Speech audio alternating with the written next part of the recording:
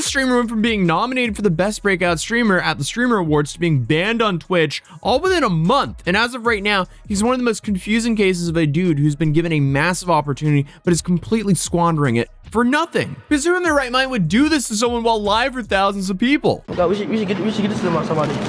Have a beautiful day. You too? I gotta show you.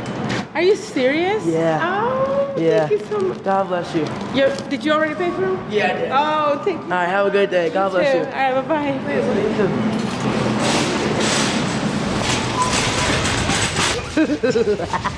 Again, why? But that moment inspired a poorly landed joke at the Streamer Awards. Question. Yo. What's the coolest thing you've ever stolen? Don't answer it, the test! It's a test, Rakai! Yo. Don't answer it! Don't answer it! Take his mic! Well, that joke becomes relevant to his crash out later on in this video, but this is the Twitch streamer by the name of Rakai, a 17-year-old kid who gained popularity by being known as Kai Cenat's son and being a graduate of the Streamer University. But it's safe to say that Rakai has made quite a name for himself during his relatively short streaming career, as he's heavily associated to the streaming group AMP and their leader Kai Cenat. So even though he's been posting on YouTube since 2016, he didn't break into the streaming scene until the very end of 2023. But just as fast as he blew up, Rakai landed himself in hot water for multiple incidents and reportedly ended up getting himself banned from Twitch for 2 years, which is crazy if that's actually real, because originally he was supposed to be banned for like 2 weeks. And obviously since then there's been nonstop speculation about what actually led to the ban and if the consequences were fair or not. No one, not even Rakai himself, seems to be able to agree on what the final straw was or how long the ban actually was going to last. Because in fact, according to some sources, it's possible that this is a Twitch error and Rakai can actually get his channel back next week. Who knows what will happen, but as of right now, it says 2 years. You know, because you gotta love how vague the Twitch bans are. You have some creators that probably don't deserve a permanent ban, who are just banned forever, and you have others who maybe do deserve a longer ban, but suddenly they just hit that quick revive and they're back like nothing ever happened. And what Twitch's role is when they allow underage kids to stream themselves breaking the law and influencing other kids. But as I mentioned previously, he broke into the streaming scene by going viral for claiming that he was Kai Cenat's son, and he was intimidating his chaotic style of content. I don't think anyone with more than like a couple of brain cells believed it was actually true, but Kai ended up bringing him onto his stream via a Discord call. I'm gonna be honest though. I'm gonna be honest real quick. Yeah. You're a deadbeat father. I'm gonna keep up. You're a deadbeat. You just now see me like that. You're not your son! Yeah, you are my dad. Right.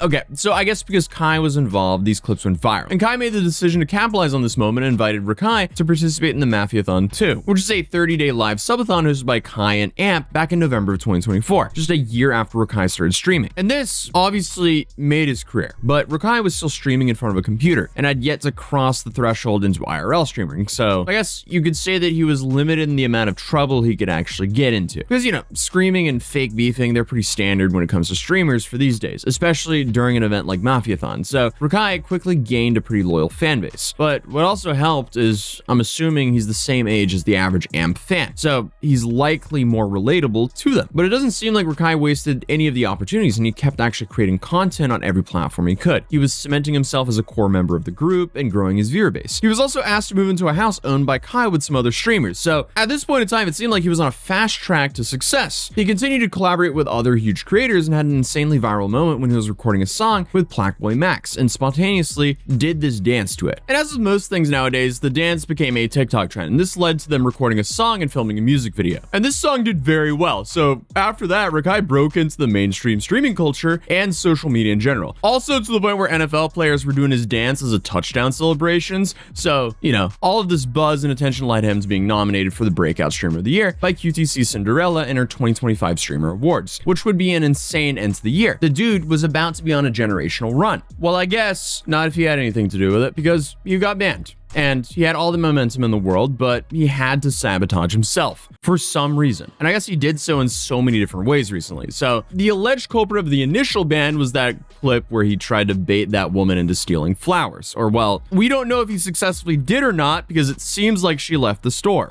Again, come on, dude. Clearly, he does not care about her, but like, why wouldn't he care about himself? Like, why risk getting banned from the platform that changed your life for an unfunny joke? Also, meanwhile, like, what would have happened if the woman actually got in trouble? So, I mean, that clip overall is just pathetic, but this apparently isn't the first time he scammed someone, because one of the other big scandals is essentially he got into a 1v1 fight with Clix, and that's where he apparently scammed him out of $6,500. So, Rakai lost 100 to 1 in a Fortnite 1v1 against Clix and simply refused to pay him their wager. And this is one of those situations that I'm kind of like, how is this real? Why is this happening? Because sure, even though he's a rapidly growing streamer and he's probably making a whole bunch of money, Why are you wagering with a child? like, do we really think he's willingly going to give away $6,500 instead of acting defiantly in front of his chat like he normally does? Money. And guess what? Send me my Guess money what? right now. Guess what? Kai do owe me, but guess who's not getting money? You ugly. Also, side note, can you even legally wager a bet with a minor? No, it doesn't seem like you can legally do that. So, I mean, that's not even enforceable on Clix. That's honestly just a skill issue on Clix's part. So, I mean, most likely this must have been a bit for attention. Oh, actually, he might have actually been gamble. Okay, wait, I just saw a whole different side to this ban, because a lot of people are saying, oh, he got his ban extended because he scammed Clix. What if he got his ban extended because he was a minor and he was gambling? Again, this is the problem when Twitch is extremely vague. Yeah, even if that situation was manufactured, just amped up for social media, it still left a bad taste in a lot of people's mouth and preemptively labeled Rakai as a scammer to the general public. And obviously you had all the people saying that this was the reason you got banned, including Clix himself. Why don't you just get banned? Wait, I think in TOS it says no scamming, Rakai. I think that says it in the TOS, Rakai. So hopefully that teaches you a lesson, all right? Don't scam other. But yeah, I guess this coupled with the flower stealing started to really tarnish his reputation.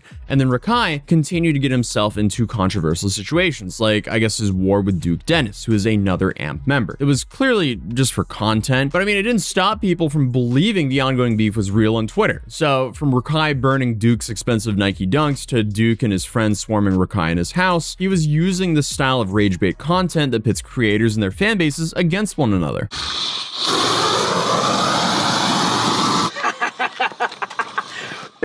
Dude, stop playing on me. What a fascinating use of free will. But I mean, at this point, it seems like he was no longer having fun and messing around. He was just pissing people off and playing up his growing ego for his chat, which they loved. But we all know how that goes, because Rakai was banned on December 2nd, just 4 days before the Streamer Awards at the time. And it was believed that he was banned for 2 whole years. But it's safe to say that most people assumed it was the flower theft, but others pointed to the click streaming. And the next day, Twitch released a statement insinuating the length of the ban might have been a glitch, leading to people assuming that Rakai could be back sooner than expected. Either way, Rakai was allowed to attend the Streamer Awards despite the ban. But the Streamer Awards finally came, and that night did not go as planned for Rakai because of an on-the-spot moment that just made him seem like a complete moron. Rakai, you are our youngest nominee ever. You want to give a little introduction about yourself as a streamer? What you mean? What you mean? What? Like, An introduction of yourself as a streamer. I don't really know. Like, I just stream, yeah. But I guess the worst moment stemmed from the moment from QTC Cinderella's comments towards him during the awards. What's the coolest thing you've ever stolen? Don't Yo. answer the test. It's a Hey, test, Rakai. yo. Don't answer it. Don't answer it. So while it was a poorly landed joke, QT asked him during the night what the coolest thing he's stolen was, referring obviously to the moment with the flowers where he essentially stole the flowers and gave it to a woman and she walked out of the store with them. But Rakai felt like that joke had some racist implications to it and called out QT on stream, making some pretty gross comments towards her. Oh, and since his ban on Twitch, he just essentially moved to YouTube and continued as is. I'm gonna lose this fuck. Well, I didn't even spark stream yesterday, because yesterday I probably said some that I probably regret it, and I'm gonna keep the ball, bro. You feel me? It's rigged. It's rigged. How the I didn't win? I don't know. It's rigged. How the I ain't winning that. Okay, so whether it's true or not, he says that he had some choice words for her, but held off in the moment, but claims the Streamer Awards were rigged and goes on to call QT the What's the coolest thing you've ever stolen? You wanna know what I was gonna say? I'll say, listen, what's the coolest ever sucked? The that's what I was gonna say. Chat, I was gonna say that in her face, bro, and for everybody. But I had to just sit down and think. I'm black, petite. Sit down. Yo, why is this be calling himself petite. I'm not saying he's right at all. One, you should not be calling no girl that you know is a. He's literally a child. He's an immature child. There's no maturity in his bones at all. Yeah, I mean, it's safe to say this did not go over well. Even Rakai's own friends were coming out saying they didn't agree with his comments towards QT. And these comments even allegedly led Rakai's mom to step in and tell him to pack his bags because she was bringing him home for those comments. I'm so confused. Like, did you really tell that woman that? Are you losing your mind? The only thing the reason why I said that is because she said what she said. Regardless of the fact that is not how you carry yourself. That is not how you talk to a woman, first of all. I raised you way better than that. So guess what?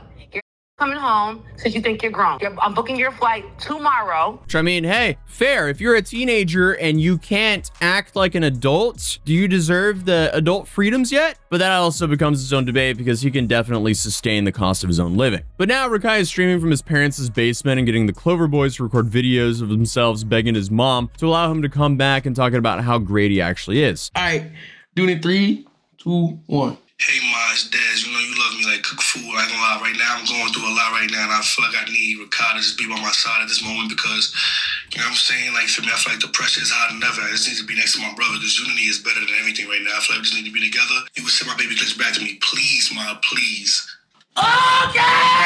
I like that! Some people are also starting to wonder if they're building up a big comeback for when his Twitch ban is lifted. But either way, hopefully he realizes your social media career can be extremely fragile, and if you run around breaking the laws, number one, you can get into legal trouble, but number two, if you break laws while live streaming it, you can lose the platform that gave you all the opportunities to begin with. Why would you ever do something to lose the thing that changed your life? It just doesn't make sense to me. But hey, I don't think there was too much thinking involved. I do want to give him some props though, because it seems like he donated a whole bunch of toys for kids while offline. I'm not going to hate on a good deed. A good deed is a good deed. It just doesn't make up for behavior. But apparently now he's coming back with a story that he spent a whole bunch of time away reflecting, and he wants to do good. So hopefully that's a new start for him. Will it last? I doubt it. But other than that, if you're new here, feel free to subscribe, drop a like on this video. It's almost New Year's, guys, so happy New Year's. And I'll see you guys in the next video. Peace.